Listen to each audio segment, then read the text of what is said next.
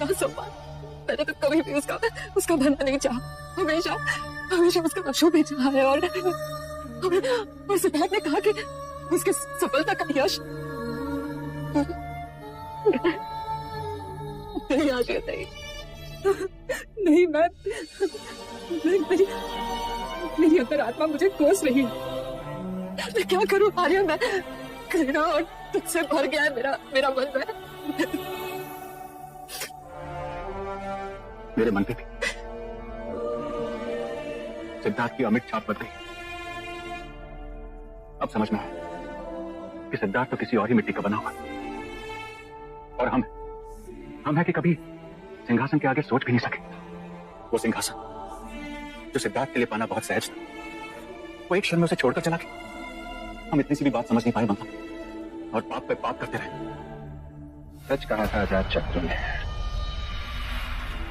सिद्धार्थ सम्मोहन की विद्या सीख कर आया है। देखो, मेरे माता पिता को देखो, कैसे दुख में मुंह लटकाए ग्लानि में डूबे बैठे।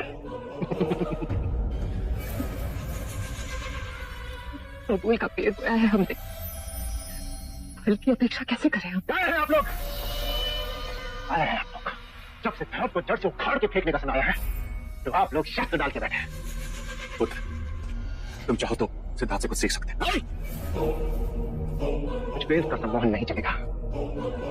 कपिलवस्तु के सिंहासन को पाने के लिए मैं अपना पहला पग बढ़ा चुका हूं, और मैं अब पलटने वाला नहीं हूं। मेरी सेना वेश बदलकर अजातशत्रु की सहायता के लिए पहुंच चुकी है, और अब अजातशत्रु मेरा ऋणी है, और मैं जब चाहूं कपिलवस्तु के सिंहासन को घेर लो, महल को चारों ओर से। महाराज बिंबिसार को बंदी बना हमारे सामने लाया जाए। फैल जाओ महल के कोने कोने में और ढूंढ निकालो महाराज को। महाराज, मैं आपकी कब से प्रतीक्षा कर रही थी। आम्रपाली, मैं तुम्हें सचेत करने आया। अजातशत्रु ने मेरे विरुद्ध विद्रोह कर दिया। उसके सैनिक किसी भी समय मुझे ढूंढते हुए आ सकते हैं। महाराजा बिंबिसार इस दिशा में भी नहीं है। महाराज इधर भी नहीं है। तुम हमारे पुत्र जीव को लेकर यहाँ से तुरंत निकल जाओ। नहीं आम्रपाली, ये भावुक होने का समय नहीं। मेरे गुप्तचरों ने मुझे सूचित किया है कि अजातशत्रु मुझे बंदी बनाकर अपने आप को मगध का राजा घोषित करेगा। लगता है महाराज पलायन कर गए। अर्थात महाराज को पहले से ही हमारे विद्रोह की सूचना थी। तख्ता पलट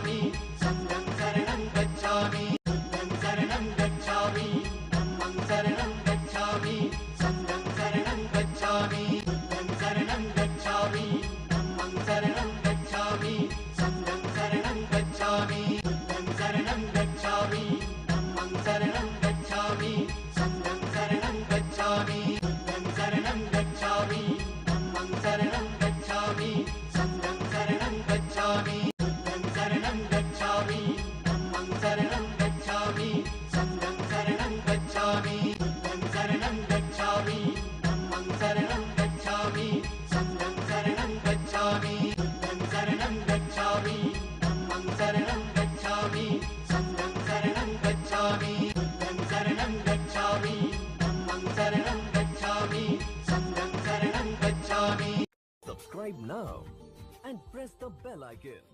Never miss an update.